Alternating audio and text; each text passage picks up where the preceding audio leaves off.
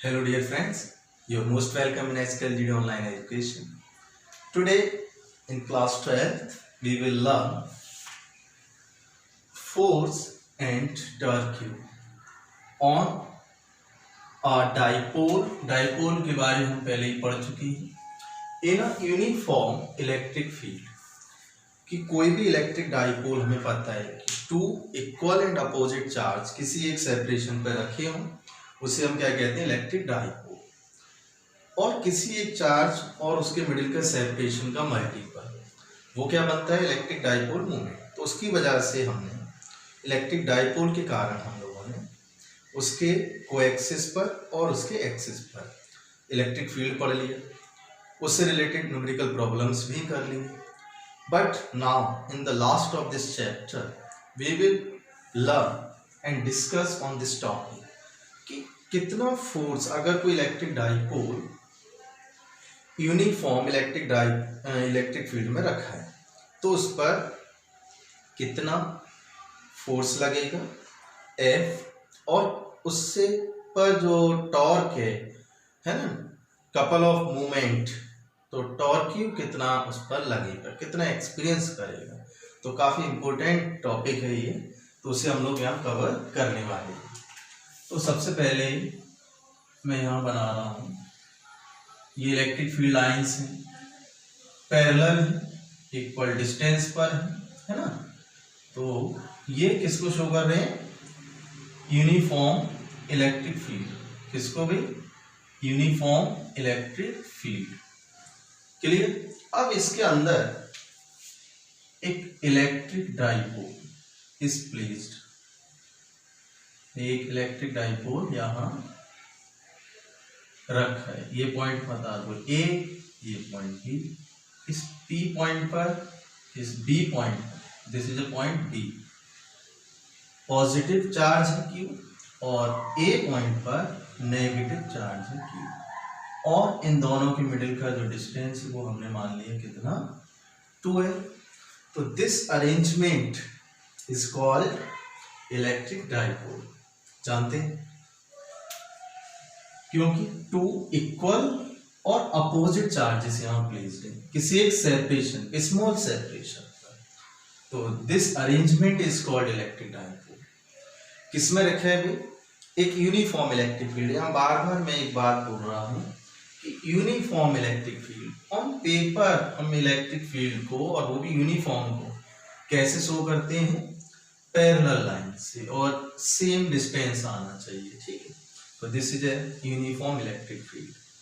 तो हम लोग जानते हैं जब भी कोई चार्ज पार्टिकल एक यूनिफॉर्म या किसी भी इलेक्ट्रिक फील्ड में रखा हो तो उस पर एक फोर्स लगता है F, और वो फोर्स होता है F इक्वल टू QE।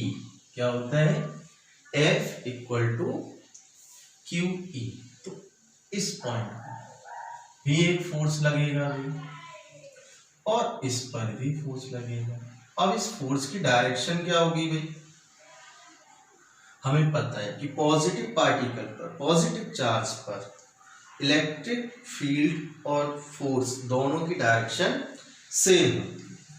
तो ये जो डायरेक्शन इलेक्ट्रिक फील्ड की, वही डायरेक्शन होगी इलेक्ट्रिक फोर्स की, and force equal to QE।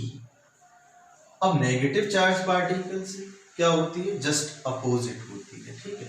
तो यहाँ जो फोर्स की डायरेक्शन ये होगी, बट मैग्नीट्यूड सेम है। क्लियर। अब 2 फोर्सेस, सपोज दैट ये इलेक्ट्रिक डाइपोल है और इलेक्ट्रिक फील्ड, तो एक फोर्स तो ये लगा और एक फोर्स ये लग रहा है, तो 2 इक्वल एंड अपोजिट फोर्सेस लग रहे हैं। तो इसे बोलेंगे कपल ऑफ फोर्सेस। क्या बोलेंगे, कपल ऑफ फोर्सेस, कि 2 कपल ऑफ फोर्स लग रहे हैं। ये इसको इधर घुमाना चाह रहा है और ये इसको इधर। तो इसको इलेक्ट्रिक फील्ड में क्या करना चाहेंगे, अलाइन करना चाहेंगे उसे।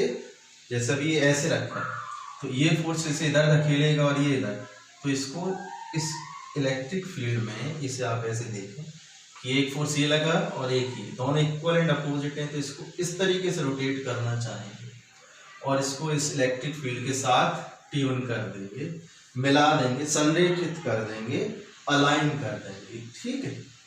तो ये कपल ऑफ फोर्सेस का वर्क है। तो जब एक फोर्स लग रहा है तो हमने टॉर्क ही पढ़ा हुआ था कि टॉर्क क्या होता है।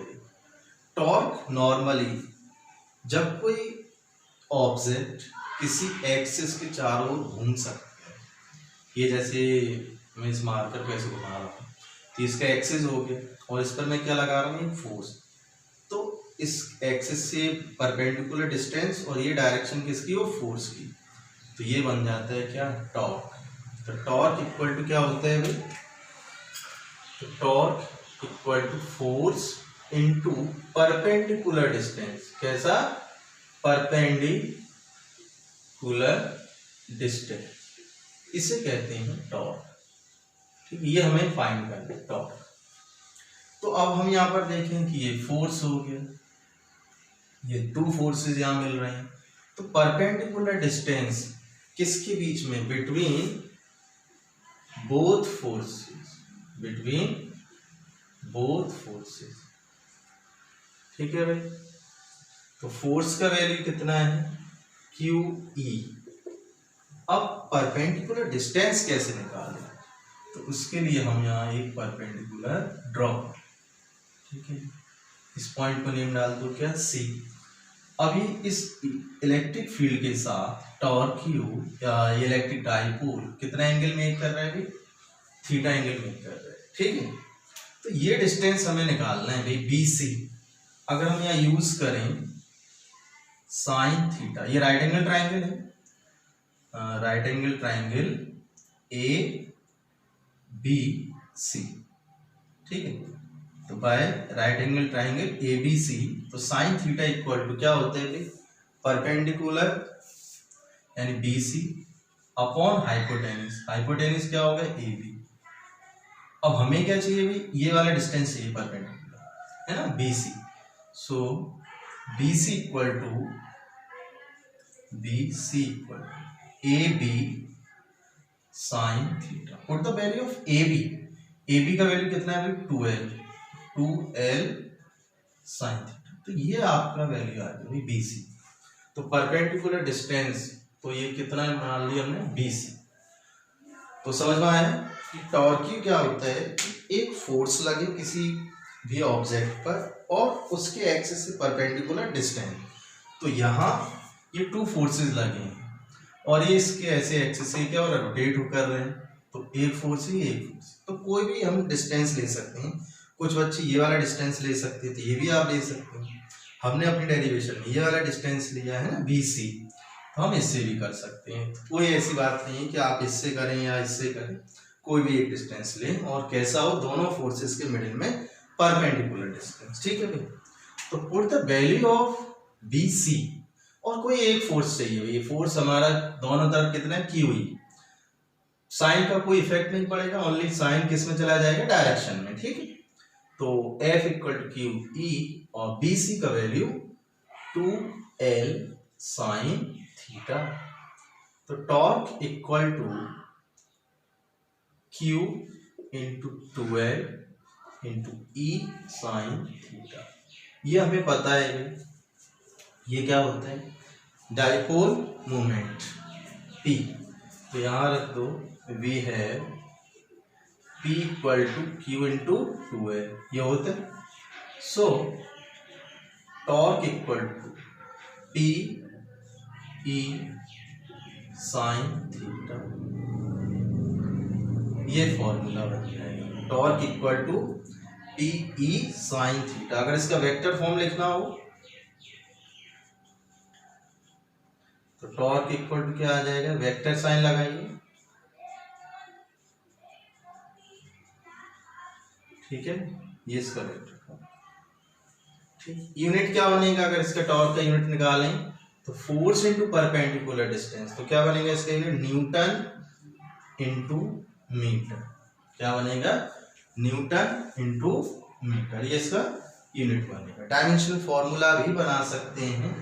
ठीक है, डायमेंशनल फॉर्मूला क्या आएगा ये भी अभी बताते हैं। तो दोबारा देखो कि ये जो बड़ा इंपॉर्टेंट टॉपिक था आज का, कि फोर्स बताना है इलेक्ट्रिक डाइपोल पर, तो कितना फोर्स लगा है भाई, QE, charge into electric field, ये हमें पता है, ये फॉर्मूला होता है।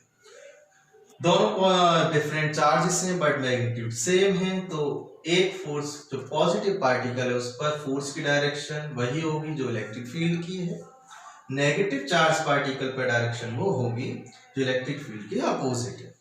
टू फोर्सेस लगे हैं इस डाइपोल पर, वो इसको अलाइन करना चाहेंगे किसके साथ, इलेक्ट्रिक फील्ड के साथ। तो टू फोर्सेस जब लग रहे हैं, ये इसे कपल ऑफ फोर्सेस बोलेंगे, तो एक फोर्स और उन दोनों फोर्सेस के मिडिल का perpendicular distance is called torque.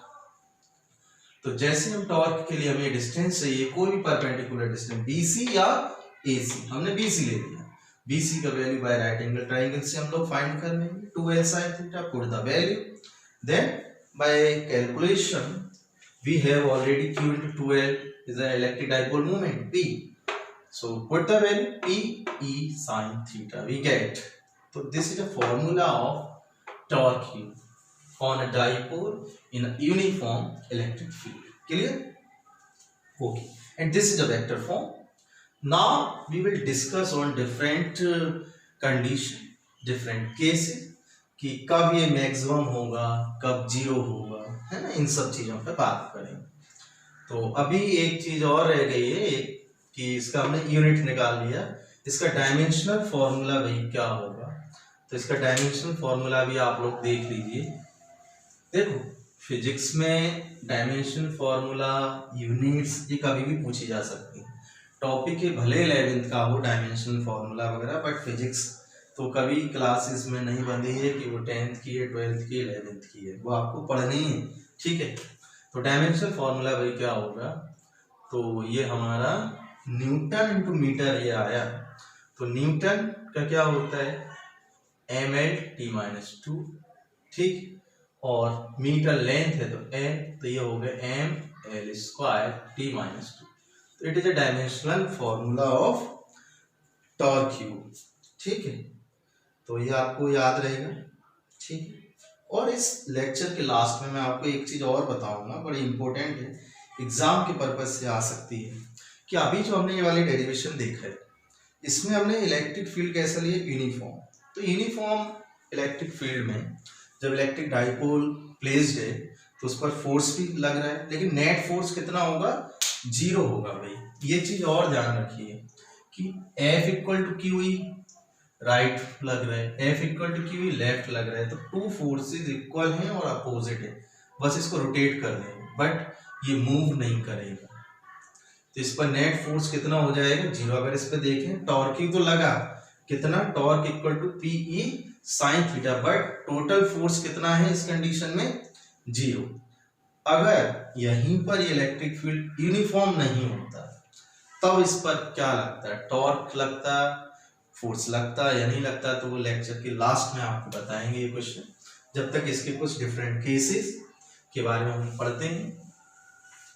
तो देखो भाई, तो सम केसेस, तो फर्स्ट केस है, अब हमारे पास फॉर्मूला आ चुका है टॉर्क PE sin थीटा। तो केस 1 कि ये किस पर डिपेंड कर रहा है भाई, साइन थीटा पर।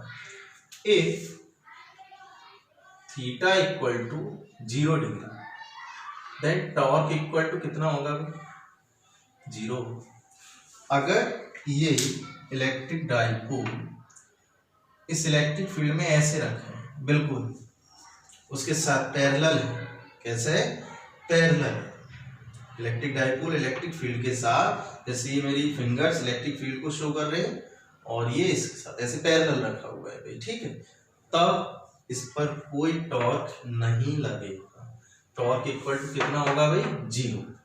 अच्छा, second case, if theta =90 degree. Theta क्या है, angle between electric dipole and electric field. अब ये सपोज दैट मेरी ये फिंगर इलेक्ट्रिक फील्ड है और ये डाइपोल, अब डाइपोल ऐसे रखा, कितने डिग्री का एंगल है दोनों में, 90। जब 90 का है तो टॉर्क कितना आएगा भाई, PE, और ये वैल्यू कैसी होगी भाई, ये मैक्सिमम वैल्यू होगी, क्या होगी, ये टॉर्क मैक्सिमम होगा। तो आपसे पूछा जा सकता है कि टॉर्क मैक्सिमम कितना होगा, ठीक है। तो ये बात आपकी समझ में आ गई। तो दूसरी चीज ये हो गई। अगर एंटी पैरेलल रखा है तो कितना होगा, ये भी आप देख सकते हैं कि theta, if theta equal to 180 degree हो तब टॉर्क कितना होगा। उस कंडीशन में टॉर्क कितना हो सकता है कि जब 180 हो, ठीक है, तो 180 हमें पता है, एंगल निकाल सकते हो, साइन 180 का वैल्यू साइन 90 प्लस 90 कितना होगा, कॉस 90। कॉस 90 कितना होता है 0, तब भी टॉर्क कितना होगा 0 ही होगा। ठीक, तो ये 3 केसेस थे भाई। ठीक है, तो याद रखने, एग्जाम न्यूमेरिकल करते टाइम बहुत यूज होंगे। ठीक है, अब जो आपको बता रहा हूं मैं वो नोटेबल पॉइंट, ये इंपॉर्टेंट है एग्जाम के लिए और आपके कंपटीशन के लिए भी। In non uniform electric field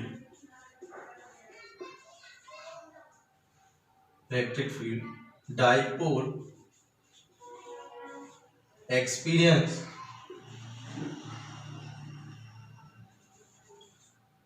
electric force and torque,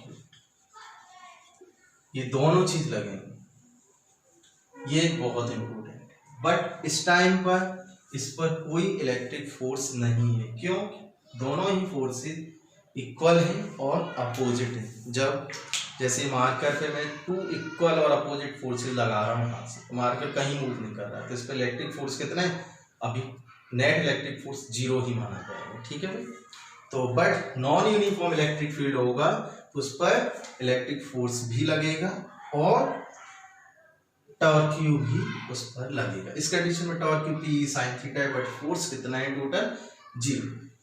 तो ये चैप्टर हमारा 12th का जो फर्स्ट चैप्टर था इलेक्ट्रोस्टैटिक्स यूनिट है, यूनिट तो बड़ी है लेकिन उसका जो फर्स्ट चैप्टर था चार्ज वाला पूरा कंप्लीट होता है। कूलम्स लॉ हमने इसमें पढ़ा, चार्ज से लेके Coulomb's law, electric force, electric field lines, electric dipole, torque Q, electric field due to the torque Q, ये इलेक्ट्रिक डाइपोल, ये सब चीजें हमने पढ़ी। काफी इंटरेस्टिंग चैप्टर था।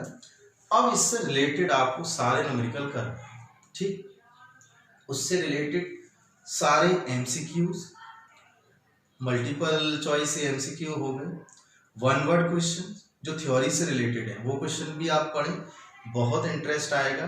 मेरी बात समझिए, अगर कोई क्वेश्चन में आपको प्रॉब्लम है तो पूछें, लेकिन करके देखें। अभी आपके पास सफिशिएंट टाइम है, डेली पढ़ें तो फिजिक्स आपको आसान लगेगी। ओके, तो मेरे साथ learn physics with me, okay, और एंजॉय करिए और keep doing practice. Okay, thank you for watching me. Okay, bye.